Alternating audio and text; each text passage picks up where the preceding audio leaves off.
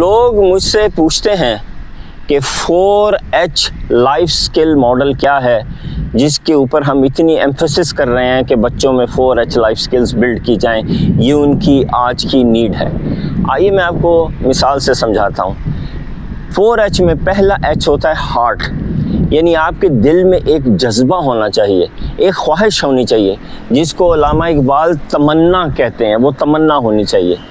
इसकी एग्जांपल ये देखिए, ये एक ट्रैक ऑफ लैंड है, ये साल हा साल से बिल्कुल बेकार पड़ा हुआ है, यहाँ कुछ नहीं उगता।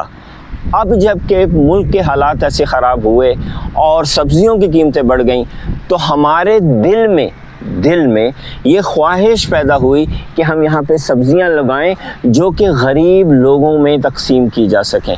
ये पहला H है। दूसरा H है हेड, यानी हेड में आपकी प्लानिंग हो, एक क्लियर विजन हो कि आपने कैसे काम करना है। तो अब आप ये देखिए कि यहाँ पे बहुत सा कचरा था, फिर हमने वो कचरा साफ़ करना शुरू किया, इस लैंड को बिल्कुल प्लेन किया। ये सेकंड है, आपने प्लानिंग करनी है। एक और प्लानिंग ये है कि ये देखिए, ये बीज लगाना शुरू किए ताकि पता चल सके, हम तैयारी कर सकें कि क्या चीज़ लगानी है, कितनी जगह पे लगानी है। ये है प्लानिंग। तीसरी चीज़ होती है हेल्थ।